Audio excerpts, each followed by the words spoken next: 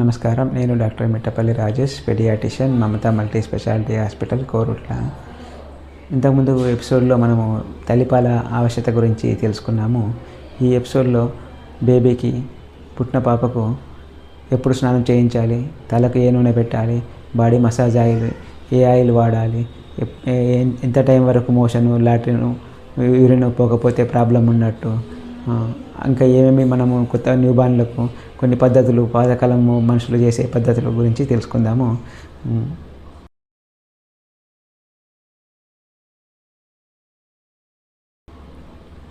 ఇప్పుడే పుట్టిన పాపకు 5 రోజుల వరకు స్నానం చేయించకూడదు. ఎందుకంటే బొడ్డు పచ్చిగా ఉంటుంది. అలాగే పుట్టిన పాప చర్మంకు వెర్నిక్స్ కేసియోజా అనే ఒక లేయర్ ఉంటుంది. ఆ చర్మం అనేది ప్రొటెక్షన్గా ఉపయోగపడుతుంది. కావున పుట్టిన పాపకు 5 రోజుల వరకు గోరువెచ్చని నీళ్ళతో ఒక పేలికతోటి తుడవాలి.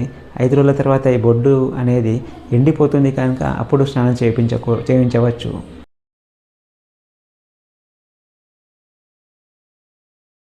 పుట్టిన పాపకు మాడకు, ఈ ఒళ్ళుకు మసాజ్ చేయడం అనేది ఇంపార్టెంట్. మాడకు ఎందుకు ఆయిల్ పెడతామంటే ఇక్కడ మాడ అనేది ఇక్కడ లోపల ఉన్న బ్రెయిన్ ఎయిట్కు ఎక్స్పోజ్ అవుతుంటుంది కనుక మాడ అనేది ఒక గ్యాప్, బోన్స్ మధ్యలో ఉన్న ఒక గ్యాప్నే మాడ అంటారు. ఈ మాడ అనేది బయట ఉన్న టెంపరేచర్ వల్ల డీహైడ్రేషన్ కాకుండా ఈ నూనె పెట్టడం జరుగుతుంది.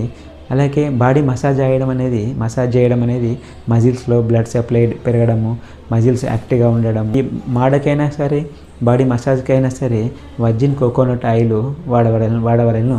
ఈ వర్జిన్ కోకోనట్ ఆయిల్లో short chain fatty acid, lauric acid ఉండడం వల్ల దీనికి antibacterial, antiviral, antifungal activity ఉండడం వల్ల స్కిన్ ఈ ఎటువంటి ఇన్ఫెక్షన్ రాకుండా, ఫంగల్ ఇన్ఫెక్షన్స్, బ్యాక్టీరియాలు ఇన్ఫెక్షన్ రాకుండా ఈ వర్జిన్ కోకోనట్ ఆయిల్ అనేది కాపాడుతుంది. అలాగే ఒక ఆయిల్ అనేది ఒక లేయర్ లాగా ఉండడం వల్ల ఈ ఎండాకాలము డిహైడ్రేషన్ లోను కాకుండా చూసుకుంటుంది. అలాగే కొందరు పుట్టిన పాప కళ్ళలో, చెవులోను, ముక్కులోను నూనె వేయడము అలవాటు చేసుకుంటారు. అలా నూనె వేయకూడదు. నూనె ముక్కులో వేయడం వల్ల, లంగ్స్లోకి వెళ్ళడం వల్ల ఆయిల్ న్యూమోనియా వచ్చే ప్రమాదం ఉంది. కావున ఎట్లాంటి నూనె కళ్ళల్లో, ముక్కుల, చెవుల నూనె వేయకూడదు. అలాగే కొందరు బొడ్డు దగ్గర కూడా ఆయిల్ నూనె వేస్తారు. ఈ నూనె కూడా వేయకూడదు. ఎందుకంటే బొడ్డు అనేది డ్రై కావాలి. వాతావరణంకు డ్రై అయితేనే అది ఊడిపోగలుగుతుంది. ఒక్కొక్కసారి బొడ్డు 5 నుంచి 20 రోజుల మధ్యలో ఇవి ఊడిపోవచ్చు.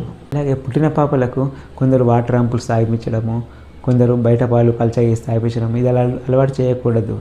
తల్లిపాలే అలవాటు చేయాలి. నార్మల్ డెలివరీ అయినా, సిజేరియన్ అయినా సరే తల్లిపాలే అలవాటు చేయాలి.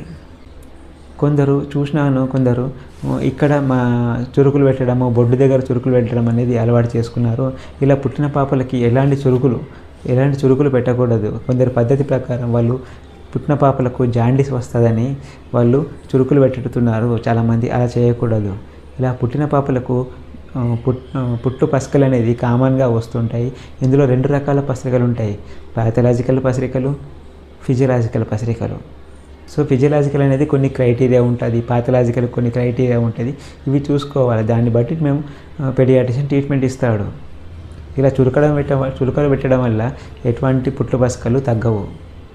అలాగే కొంతమంది పుట్టిన 4-5 గంటలలోపే మూత్రము పోయలేదు, లాట్రిన్ పోయలేదని అంటారు. ఒక్కొక్కసారి ఆపరేషన్ లోపల గర్భసంచిలోనే మోషన్ పోయి ఉండొచ్చు. యూరిన్ పుట్టిన పాపను వెంటనే యూరిన్ పోయి ఉండొచ్చు. వాళ్ళకి ఇచ్చేసరికి బేబీ మూత్రము, లాట్రిన్ పోలేదనుకుంటారు వాళ్ళు.